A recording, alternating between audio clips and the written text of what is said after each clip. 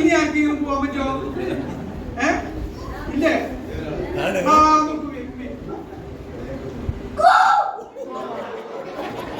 അതാണ് കൂവന്. Okay, very good, very good. ഒരു ദിവസം നിങ്ങൾ ലിറ്റിൽ ജോണിയെ കുറിച്ച് കേട്ടിട്ടുണ്ടോ? ലിറ്റിൽ ജോണി, ചെറിയ ജോണി, കൊച്ചു ജോണി. കൊച്ചു ജോണി എന്ന് പറഞ്ഞ ഒരാള്, ഒരു മോനുണ്ടായിരുന്നു ചർച്ചിൽ. അവനിങ്ങനെ ചർച്ചിൽ വന്ന് നിങ്ങളെ പോലെ ഇങ്ങനെ ഇരിക്കുകയാണ്. അപ്പൊ അവന്റെ അമ്മ അപ്പുറത്ത് ഇരിക്കേണ്ടതാണ്. ഓക്കെ, കൊച്ചു ജോണി ഇവിടെ ഇരിക്കുന്നു, അമ്മ അവിടെ ഇരിക്കുകയാണ്. അമ്മ നോക്കിയപ്പോ പാസ്റ്റർ ഭയങ്കരമായിട്ട് പ്രസംഗിക്കുക. ലിറ്റിൽ ജോണി ഇരുന്ന് ഇങ്ങനെ ഉറങ്ങുന്നു. അമ്മ പതുക്കെ അവിടെ എഴുന്നേറ്റ് വന്നിരുന്ന് കൊച്ചു ജോണിയുടെ അടുത്ത് എഴുന്നേക്കടാ, നീ ഉറങ്ങി ഇപ്പൊ വീട് ചാവും നീ. അപ്പോ കൊച്ചു ജോണി പറഞ്ഞു, എന്റെ അമ്മ ഞാൻ ഉണർന്നിരുന്നാലും ചാവും. അപ്പൊ അമ്മ ചോദിച്ചു, അതെന്നാ നീ ഉണർന്നിരുന്നാലും ചാവണേ? ഞാൻ ബോറടിച്ച് ചാവുക. ബോറടിച്ച് ഞാൻ ഉണർന്നിരുന്നാലും ചാവുന്നു, ബോറടിച്ച്. അപ്പൊ അതിന് പേര് എന്ത് ചെയ്യാം? ഉറങ്ങിച്ചാവാന്ന്. അങ്ങനെ ആരെങ്കിലും ഇവിടെ ഇരിക്കണ്ടോ? ഇല്ല, ആരും ഇല്ല. ഓക്കെ, നമുക്കൊരു 15 മിനിറ്റ് ഞാൻ നിങ്ങളോട് വളരെ പ്രധാനപ്പെട്ട ഒരു കാര്യം പറയാൻ പോവാണ്. നമ്മൾ ഓൾറെഡി ഈ കഴിഞ്ഞ 2 സെഷനിലൂടെ ചില പ്രധാനപ്പെട്ട കാര്യങ്ങൾ നമ്മൾ കേട്ടു. ആദ്യത്തെ റെഡിയാണ് ആ ഭാഗം വെക്കാൻ. ആദ്യം നമ്മളിന്നും 2 ചോദ്യങ്ങളാണ് പ്രധാനമായിട്ടും നമ്മൾ ശ്രദ്ധിച്ചത്. ഒന്നാമത്തെ ചോദ്യം ഇതിന്റെ ആ പ്രധാനപ്പെട്ട ഭാഗം എന്ന് പറയുന്നത് എന്തായിരുന്നു? ഹൂ യു ആർ എന്നുള്ളതാണ്, അല്ലെ?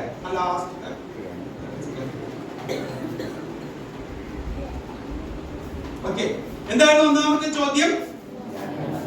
Who I am. അപ്പൊ ഞാനത് ഹൂ യു ആർ എന്നൊക്കെ ആക്കി മാറ്റിയുള്ളൂ. Who you are, who I am, who am I. എന്താ ഹൂ ആം ഐ എന്ന് ചോദിച്ചാൽ അർത്ഥം? ഞാൻ ആരാകുന്നു എന്നുള്ളത്. ഞാൻ ആരാകുന്നു? എന്താ നിങ്ങൾ പഠിച്ചത്? അപ്പൊ അത് ക്വസ്റ്റ്യൻ ഓഫ് ഐഡന്റിറ്റി ആണ്, അല്ലെ?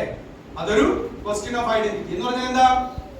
നമ്മൾ ആരാകുന്നു എന്ന് പറയുന്ന ഒരു വ്യക്തിത്വത്തിന്റെ ചോദ്യമാണ്. നമ്മുടെ നിങ്ങൾ സ്കൂളിൽ പോകുമ്പോൾ ഐഡന്റിറ്റി കാർഡ് ഇല്ലേ? Identity card എന്തിനുള്ളതാ?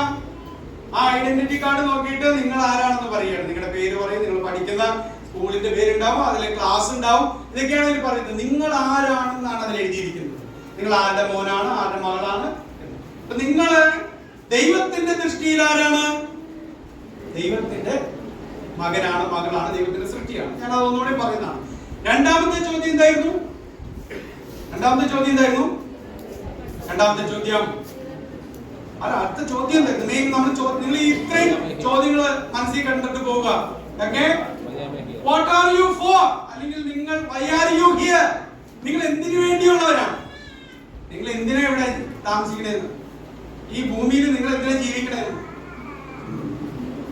ജീവിക്കണേ? അറിയാൻ പാടില്ലാത്തത് കൊണ്ടാണ് നമ്മൾ ആ ചോദ്യം ചോദിച്ചത്. നിങ്ങൾ എന്തിനു വേണ്ടിയിട്ടാ? ദൈവികമായ ഒരു ഉദ്ദേശത്തിന്റെ ഭാഗമായിട്ടാണ് നിങ്ങൾ എല്ലാവരും ഇവിടെ സൃഷ്ടിക്കപ്പെട്ടിരിക്കുന്നത്. ഇനി അടുത്തത് മൂന്നാമത്തേതാണ് ഞാൻ ചോദിക്കാൻ പോകുന്ന ചോദ്യം. നിങ്ങൾ വായിച്ചേ, അതെന്താണ്? ആദ്യം അതെന്താണെന്ന് നിങ്ങൾ കേട്ടണ്ടേ? വാക്ക് എന്താണ്? വായിച്ചേ, എന്താന്ന് വായിക്കാൻ പറ്റുന്നത് വായിച്ചേ.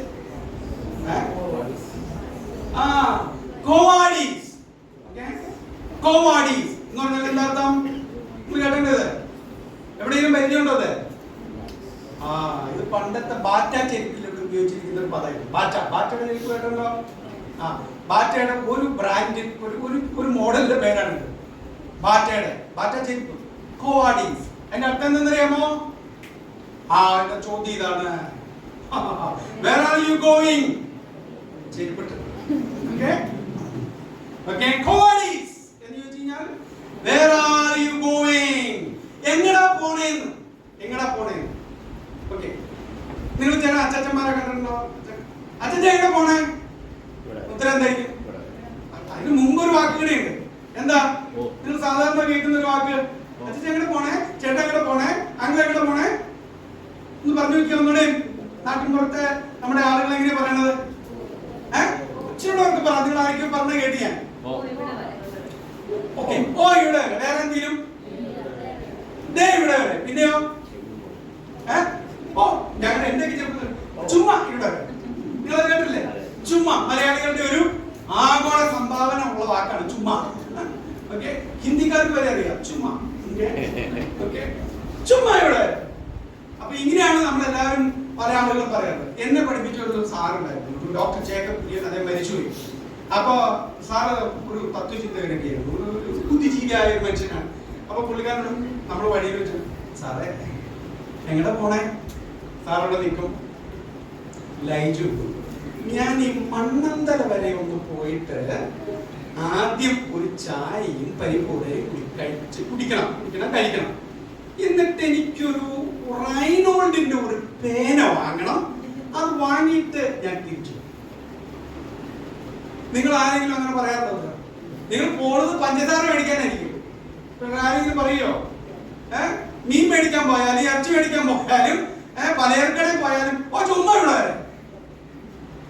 അതാണ് നമ്മൾ കേട്ടിട്ടുള്ളതും പരിചയിച്ചിട്ടുള്ള ആളുകൾ പറയാറുള്ളത്. നമ്മൾ ആരെങ്കിലും നമ്മൾ എങ്ങോട്ടാ പോകുന്നത്, എന്തിനാ പോകുന്നത്, എന്താ പോവലിന്റെ ആ പോകുന്നതിന്റെ ഉദ്ദേശം എന്ന് പറയാറുണ്ടോ? പറയാറില്ല പൊതുവെ. ഓക്കെ, പക്ഷേ നമ്മുടെ ജീവിതത്തെ കുറിച്ച് ആരെങ്കിലും ഒരു ചോദ്യം അല്ലെങ്കിൽ നാം തന്നെ നമ്മളോട് ചോദിച്ചാൽ വേർ ആർ യു ഗോയിങ് എന്ന് ചോദിച്ചാൽ, കുഞ്ഞുങ്ങളെ, ജീവിതത്തെ കുറിച്ച് നമ്മൾ എങ്ങടാ പോകുന്നത്? നമ്മളെല്ലാം അവസാനം ചെന്ന് ഒരു കുഴി ചെന്ന് വീഴും അല്ലേ? എല്ലാവരും പോയി ഒരു കുഴിയിലേക്ക് വീഴാൻ പോവാ. നമ്മൾ ആരും ചെന്ന് മനഃപൂർവ്വം വീഴാനല്ല, കൊണ്ടുപോയി ഇടുക. നമ്മളെ ചിലടത്ത് നമ്മൾ കൊണ്ടുപോയി വെക്കും, നമ്മൾ തന്നെ കുറച്ച് കഴിയുമ്പോ ചാടിക്കോളും. പക്ഷെ ഈ കുഴിക്കപ്പുറത്തേക്ക് ഒരു ജീവിതമുണ്ട്. ഞാൻ പറഞ്ഞ കുഴി ഏതാന്ന് മനസ്സിലായി മക്കളെ? നമ്മളെല്ലാം ഒരു കുഴി ചാടാൻ പോവാണെന്നുള്ളത് എന്താണ് എന്ത് കുഴിയെ കുറിച്ചാ പറഞ്ഞേ? അറിയാവുന്നവർക്ക് പറഞ്ഞേ. നമ്മളെല്ലാവരും ഒരു കുഴി ചാടും. ഒന്ന് പറഞ്ഞേ. നിങ്ങൾ വലിയ വലിയ വാക്കൊന്നും പറയുന്നത് സാധാരണ ഭാഷ പറയാ. മരണക്കുഴി എന്നാണോ? ഇച്ചിരി ചെറിയ തോതിൽ ചെറിയ വാക്ക് പറഞ്ഞേ. അല്ലാണ്ട് പിന്നെ അതാണ് ശവക്കുഴി. ഓക്കെ, പക്ഷെ ശവക്കുഴിക്കപ്പുറം, നമ്മുടെ കല്ലറയ്ക്കപ്പുറം ഒരു സ്ഥലമുണ്ട്, രണ്ട് സ്ഥലമുണ്ട്. നമ്മൾ ഏത് സ്ഥലത്തേക്കാ പോകുന്നത്? വഴി ഈ ശവക്കുഴി വഴിയാണ്. പണ്ട് എനിക്ക് ഭയങ്കര പേടിയായിരുന്നു ശവക്കോട്ടയൊക്കെ മുന്നിൽ പോകാൻ. നിങ്ങൾ ആർക്കെങ്കിലും പേടി? നിങ്ങൾക്ക് ആർക്കെങ്കിലും പേടിയുണ്ടോ? ഇല്ലാതെ വെറുതെ വെടായി വിട്ടിട്ടുണ്ട്. ഞാൻ എന്റെ അമ്മച്ചിയുടെ വീട് ഒരു പള്ളിയുടെ കിഴക്കുവശത്താണ്. ഓക്കെ, അപ്പൊ പള്ളിയുടെ കിഴക്കുവശം ആദ്യം ശവക്കോട്ട സെമിത്തേരി, അത് കഴിഞ്ഞിട്ട് എന്റെ അമ്മച്ചിയുടെ വീട്. ആ ഒരു ഇത്തിരി സ്ഥലമുള്ളൂ. പക്ഷെ അവിടെ വരുമ്പോഴത്തേക്കുണ്ടല്ലോ, ഞാൻ പോണ പോക്കിന്റെ പുറകില് വല്ല പുല്ലെങ്ങാനുണ്ടെങ്കിൽ പിന്നെ ആ വഴിയിൽ പുല്ല് മുളക്കില്ലാത്ത പോലെ ഞാൻ ഓർമ്മ, അത്രയും സ്പീഡായിരുന്നു. അപ്പൊ എനിക്ക് ഈ സെമിത്തേരി എന്നൊക്കെ പറഞ്ഞാൽ നമുക്ക് പേടിയില്ല അല്ലേ? പക്ഷെ നമ്മളും ഒരു ദിവസം പോയി അവിടെ കിടക്കേണ്ടതായിട്ട് ചിലപ്പോ വരും. അപ്പൊ ഈ ശവക്കുഴിക്കപ്പുറം പ്രിയ കുഞ്ഞുങ്ങളെ, നമുക്കൊരു ജീവിതമുണ്ട്. മരണത്തോടുകൂടി എല്ലാം തീരുന്നില്ല. മരണത്തിന് ശേഷം ജീവിതമുണ്ട് എന്ന് യേശു നമ്മളെ പഠിപ്പിച്ചു. യേശു മരണത്തിൽ നിന്ന് ഉയർത്തെഴുന്നേറ്റ് വന്നതോടുകൂടി നമ്മളോട് പറഞ്ഞു, there is a life after death. പക്ഷേ ആ സ്ഥലം തിരഞ്ഞെടുക്കാനുള്ള സ്വാതന്ത്ര്യം ദൈവം നമുക്ക് തന്നിട്ടുണ്ട്. ആ വഴി അങ്ങനെ പോകുമ്പോ രണ്ട് വഴിയായിട്ട് തിരിയും. ഒന്ന് മരണത്തിലേക്കുള്ളത്, ഒന്ന് ജീവങ്കിലേക്കുള്ളത്. ജീവങ്കിലേക്കുള്ള വഴിയാണ് സ്വർഗത്തിലേക്കുള്ള വഴി. ആ നരകത്തിലേക്കുള്ള വഴിയാണ് എന്നേക്കും നമ്മൾ അവിടെ ചെന്ന് കിടക്കുന്ന വഴി. ദൈവത്തോടൊപ്പം ചെലവഴിക്കുമോ അതോ പിശാചിനോടൊപ്പം നരകത്തിൽ നമ്മൾ ചെലവഴിക്കുമോ? അതാണ് നമ്മൾ കേട്ട ചില കാര്യങ്ങള്. ദൈവത്തോടൊപ്പം എന്നും നമ്മുടെ ജീവിതം ചെലവഴിക്കാൻ വേണ്ടിയിട്ട്, എന്നും സ്വർഗത്തിൽ ദൈവത്തോടൊപ്പം ജീവിതം ചെലവഴിക്കാൻ വേണ്ടിയിട്ട് നമുക്ക് ചെയ്യാവുന്നത് ഏറ്റവും സിമ്പിൾ ആയിട്ടുള്ള ലളിതമായിട്ടുള്ള ഒരു കാര്യം എന്താണെന്നറിയാമോ? നമ്മൾ ആദ്യമേ കേട്ടു, നിങ്ങൾ ആരാണെന്നൊരു തിരിച്ചറിവ് നിങ്ങൾക്കുണ്ടായിട്ട് നിങ്ങൾ ആ സൃഷ്ടിതാവിലേക്ക് തിരിച്ചു വരിക എന്നുള്ളതാണ്. നിങ്ങൾ ആരാണ്? നിങ്ങൾ ദൈവത്തിന്റെ സൃഷ്ടിയാണ്. ദൈവം നിങ്ങളെ സൃഷ്ടിച്ചിരിക്കുകയാണ്. ദൈവത്തിന്റെ ഉദ്ദേശത്തിന് വേണ്ടി സൃഷ്ടിച്ചിരിക്കുകയാണ്. ഞാനൊരു വാക്യം വായിച്ച് വേഗം അതിന്റെ ആ ചിന്തകൾ പറഞ്ഞു കഴിഞ്ഞിരിക്കുകയാണ്. നിങ്ങളെ ബോറടിപ്പിക്കാൻ ഉദ്ദേശിക്കുന്നില്ല. കൊലോസ്യ ലേഖനം 1-ാം അധ്യായം 15-ാമത്തെ വാക്യം നമുക്ക് വേഗം ഒന്ന് വായിക്കാം. കൊലോസ്യ ലേഖനം 1:15 നമുക്ക് വേഗം വായിച്ചിട്ട് ഞാൻ അതിൽ നിന്ന് ഒരു കാര്യം നിങ്ങളെ അണ്ടർലൈൻ ചെയ്യിപ്പിച്ചിട്ടാണ്. ഓക്കെ, നിങ്ങൾ എല്ലാവരും പേനയുണ്ടെങ്കിൽ അത് അണ്ടർലൈൻ ചെയ്യണം ആ പറയുന്ന ഭാഗം. ഓക്കെ, കൊലോസ്യ ലേഖനം 1:15 വേഗം എടുത്ത് വായിച്ചേ. ആരാ വായിക്കുക? നമ്മളെ വായിച്ചേ. അവൻ സദൃശനായ ദൈവത്തിന്റെ പ്രതിമയും സർവ്വസൃഷ്ടിക്കും ആദിജാതനുമാകുന്നു. സ്വർഗത്തിലുള്ളതും ഭൂമിയിലുള്ളതും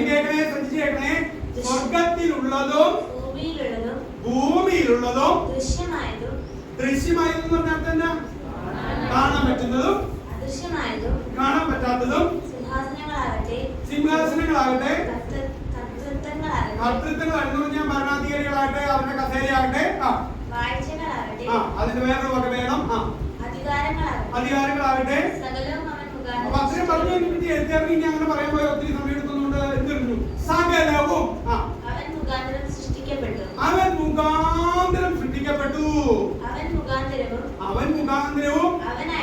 അവനായിട്ടും സകലവും സൃഷ്ടിക്കപ്പെട്ടു. ഇങ്ങനെ വായിക്കി അണ്ടർലൈൻ ചെയ്യും. അവനായിട്ട് സൃഷ്ടിക്കപ്പെട്ടു. ഡാനിയൽ ബെൻസിലൊക്കെ ഉള്ളത് അണ്ടർലൈൻ ചെയ്തത്. ഓക്കെ, അവൻ മുഖാന്തരം സൃഷ്ടിക്കപ്പെട്ടു എന്നുള്ളതും അവനായിട്ട് സൃഷ്ടിക്കപ്പെട്ടു എന്നുള്ളതും ഒന്ന് അണ്ടർലൈൻ ചെയ്യണം, അടിവരയിടണം. ഓക്കെ, അവിടെ എഴുതിയിരിക്കുന്നത് നിങ്ങൾ ശ്രദ്ധിച്ചോ?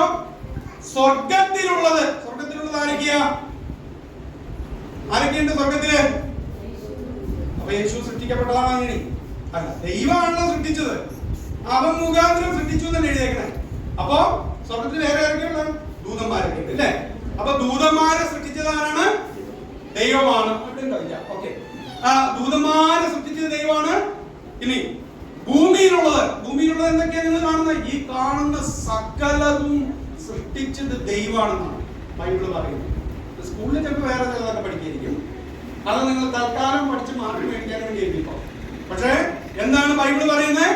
ബൈബിള് പറയുകയാണ് നമ്മളോട്, ദൈവമാണ് ആകാശത്തിലുള്ളതും ഭൂമിയിലുള്ളതും സൃഷ്ടിച്ചത്. എന്നിട്ട് പിന്നെ പറയുകയാണ്, കാണാവുന്ന കാര്യങ്ങളും കാണാൻ പറ്റില്ലാത്ത കാര്യങ്ങളും സൃഷ്ടിച്ചത് ദൈവമാണ്. അതിൽ നിങ്ങളുണ്ടോ? ഭൂമിയിലുള്ളതിൽ നിങ്ങളുണ്ടോ? ഞാനുണ്ടോ? ഉണ്ട്. കാണാവുന്നവരല്ലേ നമ്മളെല്ലാവരും? അങ്ങനെയാണെങ്കിൽ നമ്മെ സൃഷ്ടിച്ചത് ആരാ? അത് ബൈബിൾ എഴുതി വളരെ കൃത്യമായിട്ട് എഴുതിയിരിക്കുകയാണ്. നമ്മെ സൃഷ്ടിച്ചത് ആരാണ്? ദൈവമാണ്. അപ്പൊ നമ്മെ സൃഷ്ടിച്ചത് ദൈവവും. ഇത് സൃഷ്ടിച്ചത് എന്തിനു വേണ്ടിയിട്ടാണെന്നാണ് എഴുതിയിരിക്കുന്നത്? അവൻ മുഖാന്തരം സൃഷ്ടിച്ചു, അവനായിട്ട് സൃഷ്ടിച്ചു. പ്രിയ കുഞ്ഞുങ്ങളെ, നിങ്ങളെല്ലാം ദൈവം സൃഷ്ടിച്ചതാണെന്നും ദൈവത്തിന് വേണ്ടിയാണ് ദൈവം നിങ്ങളെ സൃഷ്ടിച്ചതെന്നും നിങ്ങൾ അറിയണം. എന്നെ സൃഷ്ടിച്ചതിന്റെ പിന്നിൽ ദൈവത്തിന് ഒരാഗ്രഹമുണ്ട്. എന്നെ സൃഷ്ടിച്ചത് ദൈവത്തിന് വേണ്ടി സൃഷ്ടിച്ചതാണ്. ഇത് നമ്മൾ തിരിച്ചറിഞ്ഞാൽ നമ്മുടെ ജീവിതം വിജയകരമാകും. ഈ ലക്ഷ്യത്തിലേക്ക് നമ്മൾ വന്നാൽ, ഈ തിരിച്ചറിവിലേക്ക് നമ്മൾ വന്നാൽ നമ്മുടെ ജീവിതം മനോഹരമാകും. നമ്മുടെ ജീവിതത്തിന് പിന്നെ ബോറടി ഉണ്ടാവില്ല. നമ്മളെ സൃഷ്ടിച്ചതിന്റെ ലക്ഷ്യം, ഉദ്ദേശം എന്താണെന്ന് നമ്മൾ തിരിച്ചറിഞ്ഞു കഴിഞ്ഞാൽ നമ്മൾ പിന്നെ ജീവിതം വിജയകരമാകും, സന്തോഷകരമാകും, ആനന്ദകരമാകും. പിന്നെ എന്തിനാ നമ്മളിവിടെ ജീവിക്കണേന്ന് നമുക്ക് അറിയാൻ പറ്റും.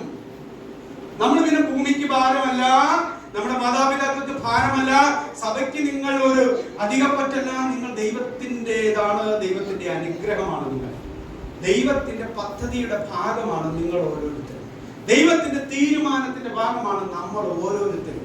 അതുകൊണ്ട് ദൈവം നമ്മളെ സൃഷ്ടിച്ചു, ദൈവത്തിനായിട്ട് സൃഷ്ടിച്ചു. പക്ഷേ ഈ മനുഷ്യൻ പാപം ചെയ്ത് അകന്നു പോയി എന്നുള്ളതാണ് നിങ്ങൾ കഴിഞ്ഞ ക്ലാസ്സിൽ കേട്ടത്. പക്ഷെ ഈ മനുഷ്യനെ ദൈവം എന്ത് ചെയ്യാണ്?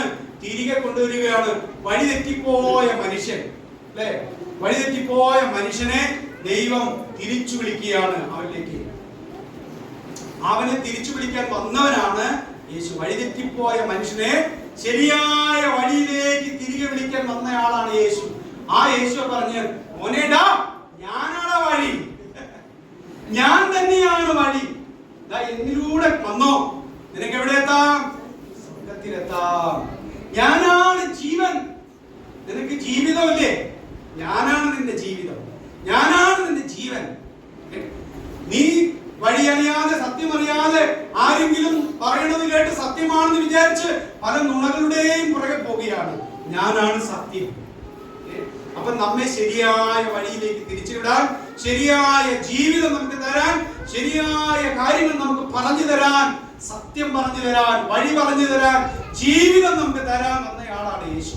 അപ്പൊ യേശുവിലേക്ക് വരുന്ന ആളുകൾ, യേശുവിനെ സ്നേഹിച്ചു വരുന്ന ആളുകൾ, യേശുവിനെ പിൻപറ്റുന്ന ആളുകൾക്ക് എന്നും ഒരു മനോഹരമായ ജീവിതം. ആ ജീവിതത്തിലേക്ക് നമ്മൾ വരണം. വഴി തെറ്റിപ്പോയാൽ, യേശു പറഞ്ഞ വഴികൾ തെറ്റിപ്പോയാൽ അപകടമാണ്. വഴി തെറ്റിയാൽ നമ്മൾ എന്ത് ചെയ്യും? ഒരു ദിവസം ഞങ്ങള് ഒരു റോഡിലൂടെ യാത്ര ചെയ്യുന്നു. ഒരു റോഡിലൂടെ യാത്ര ചെയ്യുന്ന സമയത്ത് ഒരു തടിലോറി അവിടെ വന്ന് നിന്നിട്ട് ഞങ്ങള് വഴി മുടക്കി. അപ്പൊ ഞാൻ ഉടനെ തന്നെ ഗൂഗിളൊക്കെ ഇട്ടിട്ട് ഗൂഗിൾ നോക്കി കഴിഞ്ഞപ്പോ ഈ വഴി ഇവിടെ കയറി കഴിഞ്ഞാൽ നേരെ അപ്പുറത്ത് വഴിക്ക് കണക്ട് ചെയ്യാനുള്ള ഒരു വഴി കിടക്കുന്ന പോലെ കണ്ടു. ഞാൻ രാത്രി 7:30 ഞാനും സ്മിതയുണ്ട്, എന്റെ പെങ്ങളുണ്ട്, അളിയനുണ്ട്, ഞങ്ങളെല്ലാം കൂടി ഇങ്ങനെയാണ് ബാന്ന് പറഞ്ഞ് ധൈര്യമായിട്ട് ഇച്ചിരി അകത്തക്കടെ കയറി. അവസാനം ആ വഴി ചെന്ന് ഒരു വീടിന്റെ മുന്നിൽ ചെന്ന് തീരാണ്. ആ വീട്ടുകാരൻ ഒരു 8 മണി അങ്ങോട്ട് സമയമായി.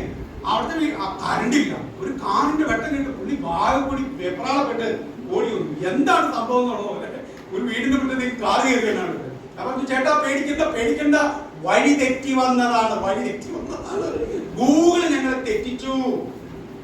ഗൂഗിളിൽ ഇരിക്കുന്ന ആന്റിക്കോ അങ്കിളിനോ അമ്മച്ചിക്കോ ഒക്കെ വഴി തെറ്റാം, വഴി തെറ്റിക്കാം. ഗൂഗിൾ വഴി തെറ്റിച്ചിട്ട് ആളുകൾ പോയി പുഴയെ ചാടിച്ചത്താക്കിട്ട് എന്നിട്ട് ചെയ്യുന്നത് കാർ പോയി വെള്ളത്തിൽ വീണ്. Google is not the answer for all your question. God is the answer. നിങ്ങളുടെ എല്ലാ ചോദ്യങ്ങൾക്കും ഉത്തരം കിട്ടുന്ന ഒരു സ്ഥലമാണ് ഗൂഗിൾ, അല്ലേ? അടിച്ചോട്ട പെട്ടെന്ന് അസൈൻമെന്റ് ഒക്കെ സ്കൂളിലെ ഓരോരുത്തർ. ഇനിയിപ്പോ ഗൂഗിളും പോയി. ഗൂഗിളിന്റെ എല്ലാം കൂടി നമുക്ക് തരുന്ന AI ഉണ്ട്, ആർട്ടിഫിഷ്യൽ ഇന്റലിജൻസ്, അല്ലേ? ഇതെല്ലാം നമ്മളെ വഴി തെറ്റിക്കും. നമ്മളെ വഴി തെറ്റിക്കാത്ത ഒരു നല്ല ഇടയനുണ്ട് നമുക്ക്. ആരാണ്? അവൻ നല്ല ഇടയനാണ്. അവൻ ആ ഇടയന്റെ പിന്നാലെ പോയല്ലോ ഒരാടും വഴി തെറ്റില്ല.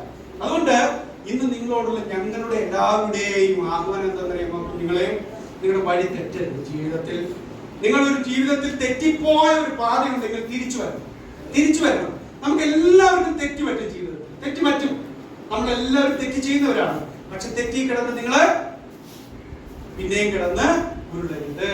നിങ്ങൾ തിരികെ വരണം. യേശുവിലേക്ക് വരണം, ബൈബിളിലേക്ക് വരണം, സഭയിലേക്ക് തിരിച്ചു വരണം, ശരിയായ കുടുംബത്തിലേക്ക് തിരിച്ചു വരണം, ശരിയായ ധാർമ്മിക ചിന്തകളിലേക്കും ധാർമ്മികമായിട്ടുള്ള ബോധങ്ങളിലേക്കും ദൈവികമായ വഴികളിലേക്കും നിങ്ങൾ ഓരോരുത്തരും തിരിച്ചു വരണം. ഇങ്ങനെയായാൽ നിങ്ങളുടെ ജീവിതം ധന്യകരമാകും. Where are you going? നിങ്ങൾ എവിടേക്കാണ് പോകുന്നത്?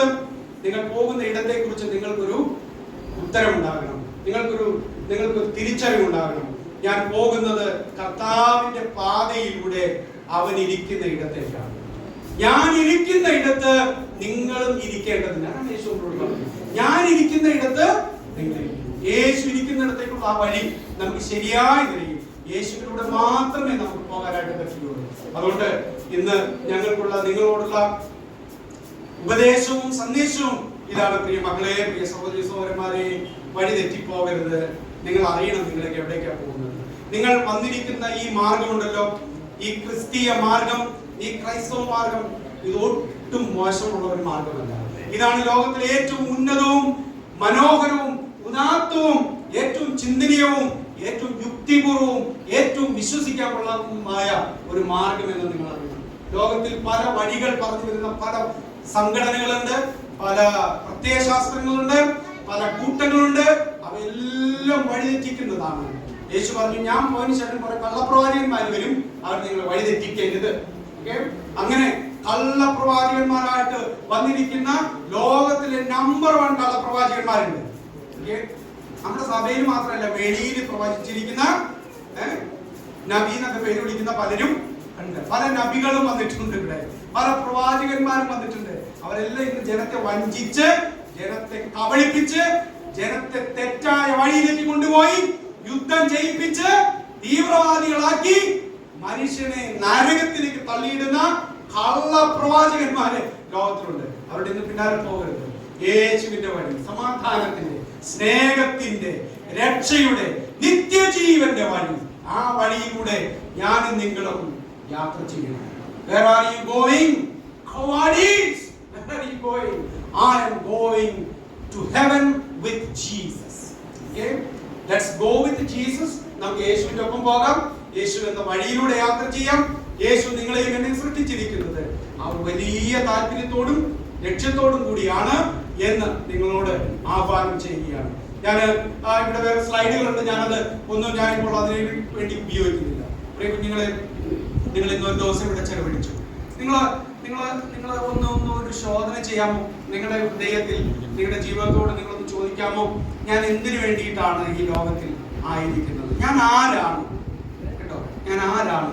ഞാനൊരു ദൈവ പൈതലാണ്, ദൈവത്തിന്റെ സൃഷ്ടിയാണ്, ദൈവ മകനാണ്, ഞാൻ കർത്താവിന്റെ ഒരു മകനാണ്, ഞാൻ യേശുവിന്റെ ഒരു പൈതലാണ്. അതാണ് നിങ്ങളുടെ ഐഡന്റിറ്റി. കേട്ടല്ലോ, അതാണ് നിങ്ങളുടെ സ്വത്വം എന്ന് പറയുന്നത്. നിങ്ങൾ സ്വത്വബോധമുള്ളവരായിരിക്കണം. നിങ്ങൾക്ക് ക്രൈസിസ് ഉണ്ടാകേണ്ട ആവശ്യമില്ല. ഈ സ്വത്വബോധം നഷ്ടപ്പെട്ട പിള്ളേരാണ് എന്ന് പറഞ്ഞാൽ, ഞാൻ ആരാണെന്ന് അറിയാൻ പാടില്ലാത്ത പിള്ളേരാണ് ഈ സമൂഹത്തിൽ തോന്നിവാസങ്ങൾ കാണിക്കുന്നത്. അറിയാമോ? അത് ഞാൻ അതുകൊണ്ട് ഒന്ന് പറയട്ടെ. ഏറ്റവും കൂടുതൽ സമൂഹത്തിന് ദോഷം ചെയ്യുന്ന കുട്ടികൾ അവർ തകർച്ചയുള്ള ഭവനങ്ങളിൽ അവരുടെ ഐഡന്റിറ്റി നഷ്ടപ്പെട്ടവരാണ്. അവരുടെ വ്യക്തിത്വം, അവരുടെ സ്വത്വബോധം, അവരാരാണെന്ന് അവർക്ക് അറിയാൻ പാടില്ലാത്തതുകൊണ്ട് അവരെന്തൊക്കെയോ ആണെന്ന് മറ്റുള്ളവരെ കാണിക്കാൻ വേണ്ടി, ഞാൻ ആരൊക്കെയോ ആണെന്ന് ആളുകളെ കാണിച്ചു കൊടുക്കാൻ വേണ്ടിയിട്ടാണ്, ശ്രദ്ധ ആകർഷിക്കാൻ വേണ്ടിയിട്ടാണ്. ഐഡന്റിറ്റി നഷ്ടപ്പെട്ട കുട്ടികളാണ് സമൂഹത്തിൽ ഉപദ്രവങ്ങൾ ചെയ്യുന്നത്. അതിന്റെ ഏറ്റവും വലിയ ഉദാഹരണമാണ് തീവ്രവാദം. ശ്രദ്ധിക്കപ്പെടാൻ വേണ്ടിയിട്ട് എന്റെ പേരും പേപ്പറിൽ വരണം, എന്റെ പേരും വാർത്തയിൽ വരണം, ഞാനും 10 പേരാൽ അറിയപ്പെടണം എന്നുള്ള താല്പര്യത്തോടെ പല കുഞ്ഞുങ്ങളും, പല ചെറുപ്പക്കാരും പ്രവർത്തിക്കുന്നവരുടെ ഐഡന്റിറ്റി നഷ്ടപ്പെടുന്നു. നിങ്ങൾക്ക് ഒരു ഐഡന്റിറ്റി ഉണ്ട്, നിങ്ങൾക്കൊരു വ്യക്തിത്വമുണ്ട്, നിങ്ങൾക്കൊരു സ്വത്വബോധമുള്ളവരാണ്. നിങ്ങൾ യേശുവിന്റെ മക്കളാണ്. നിങ്ങൾക്ക് ആ സൗന്ദര്യമുണ്ട്, നിങ്ങൾക്ക് എന്താ പറയാ, നിങ്ങൾ ഒരു അഡ്രസ്സും ഇല്ലാത്ത വ്യക്തിയല്ല. നിങ്ങൾ ഒരു അഡ്രസ് ഇല്ലാത്ത വ്യക്തിയല്ല. So find your satisfaction in Jesus Christ. യേശുവിൽ നിങ്ങൾ സംതൃപ്തമായ ജീവിതം കണ്ടെത്തുക. ഓക്കെ? നിങ്ങൾ എന്തിനാണ് ഈ ഭൂമിയിൽ? ഇവിടെ പാസ്റ്റർമാർ നിങ്ങളോട് പറഞ്ഞു, നിങ്ങൾ ദൈവത്തിന്റെ മഹത്വത്തിന് വേണ്ടി. എന്താ മഹത്വം എന്നൊക്കെ പറഞ്ഞു കഴിഞ്ഞാൽ, ദൈവത്തിന്റെ സൗന്ദര്യം പ്രഘോഷിക്കാനായിട്ട്, ദൈവത്തിന്റെ ഉദ്ദേശങ്ങൾ നിങ്ങളുടെ ജീവിതത്തിലൂടെ നിറവേറ്റപ്പെടാൻ വേണ്ടിയിട്ട് ദൈവം നിങ്ങളെ സൃഷ്ടിക്കപ്പെട്ടിരിക്കുകയാണ്. അപ്പൊ നിങ്ങൾ നോക്കിയേ, ഈ പുൾപിറ്റിനെ ഇവിടെ ഉണ്ടാക്കി വെച്ചിട്ട് ഈ പുൾപിറ്റിനെ ഉപയോഗിക്കുന്നില്ലെങ്കിൽ എന്തായിരിക്കും അവസ്ഥ? അല്ലേ? ഈ പുൾപിറ്റ് ഉണ്ടാക്കിയതിന്റെ പിന്നിൽ ഒരു താല്പര്യമുണ്ട്. എന്നതുപോലെ നിങ്ങളെ ഉണ്ടാക്കിയത് ദൈവത്തിനൊരു താല്പര്യമുണ്ട്. അതിനുവേണ്ടിയാണ് ദൈവം നിങ്ങളെ വിളിക്കുന്നത്. അതിലേക്ക് ഞാനും നിങ്ങൾ ഓരോരുത്തരും വരണം. നിങ്ങൾ ദൈവത്തോട് പ്രാർത്ഥിക്കണം, കർത്താവേ, എന്നെ സൃഷ്ടിച്ചത് നീയാണ്. എന്നെ കുറിച്ചുള്ള അങ്ങയുടെ ആ വ്യക്തമായ ലക്ഷ്യം എന്താണ്? ഈ ജീവിതത്തിൽ കുറച്ചു നാളത്തെ നമ്മുടെ ജീവിതം ഉണ്ടല്ലോ, ഹ്രസ്വമായ ജീവിതം. കുറച്ചു നാളെ നമ്മൾ ഈ ഭൂമിയിൽ ജീവിക്കുള്ളൂ. ഈ കുറച്ചു നാളത്തെ നമ്മുടെ ജീവിതത്തിൽ എന്താണ് ദൈവമേ എന്നെ കുറിച്ച് ആഗ്രഹിക്കുന്നത്? ഞാൻ ആരാകണമെന്നാണ് അങ്ങ് ആഗ്രഹിക്കുന്നത്? എന്ത് ജോലി ചെയ്യണമെന്നാണ് ദൈവം എന്നെ കുറിച്ച് ആഗ്രഹിക്കുന്നത്? ഞാൻ ആരെ വിവാഹം കഴിക്കണമെന്നാണ് ആഗ്രഹിക്കുന്നത്? എന്ത് കോഴ്സ് തിരഞ്ഞെടുക്കണമെന്നാണ് ദൈവം ആഗ്രഹിക്കുന്നത്? എന്നെ കുറിച്ചുള്ള ദൈവമേ അങ്ങയുടെ ഇഷ്ടം എന്താണ്? അത് നിങ്ങൾ ചോദിച്ചുകൊണ്ടിരിക്കണം, അത് നിങ്ങൾ പ്രാർത്ഥിച്ചുകൊണ്ടിരിക്കണം, അത് നിങ്ങൾ വചനങ്ങൾ കേട്ടുകൊണ്ടിരിക്കണം, ബൈബിൾ വായിച്ചുകൊണ്ടിരിക്കണം, പ്രാർത്ഥിച്ചുകൊണ്ടിരിക്കണം. ദൈവം നിങ്ങൾക്ക് അതാത് സമയങ്ങളിൽ നിങ്ങൾക്ക് ചുവടുകൾ വയ്ക്കാൻ ദൈവം വഴികൾ കാണിച്ചു തരും. നിങ്ങൾ തെറ്റിപ്പോകുകയില്ല. ദൈവത്തിൽ ആശ്രയിക്കുന്ന, ദൈവത്തെ വിളിച്ചപേക്ഷിക്കുന്ന ഒരാളും വഴി തെറ്റിപ്പോകുകയില്ല. അതുകൊണ്ട് നിങ്ങൾ എന്തിനാണ് ഇവിടെ അറിയുന്നത്? ഓക്കെ?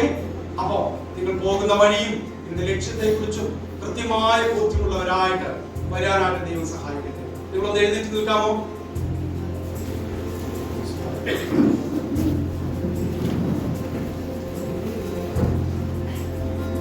നിങ്ങൾ ഇന്ന് കേട്ട കാര്യങ്ങൾ നിങ്ങളുടെ ജീവിതത്തിൽ ചലനമുണ്ടാക്കാൻ, നിങ്ങളുടെ ജീവിതത്തിൽ ഒരു വലിയ മാറ്റത്തിന് കാരണമാകാൻ ഇടയാകട്ടെ എന്ന് ഞങ്ങൾ പ്രാർത്ഥിക്കുകയാണ്. നിങ്ങൾ നമ്മളെ പ്രാർത്ഥിക്കുന്നു.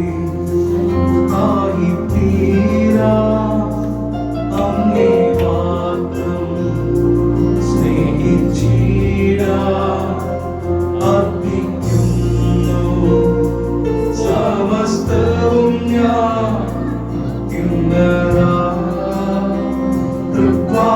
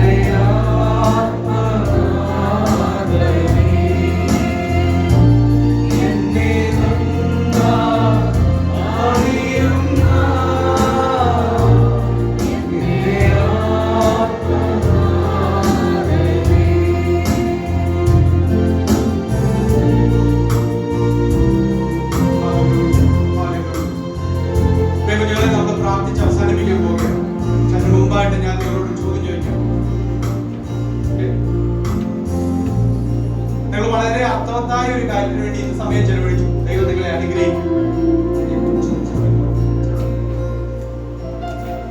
നിങ്ങൾ വളരെ അർത്ഥവത്തായ ഒരു കാര്യത്തിന് വേണ്ടി ഇന്ന് സമയം ചെലവഴിച്ചു. നിങ്ങൾ വീട്ടിലിരുന്നെങ്കിൽ നിങ്ങൾ കുറച്ചു നേരം മൊബൈലിൽ നോക്കി, കുറച്ചു നേരം ഫേസ്ബുക്ക് നോക്കി, കുറച്ചു നേരം യൂട്യൂബും കണ്ട് നിങ്ങൾ വെറുതെ സമയങ്ങൾ കുറച്ച് കളയുമായിരുന്നു.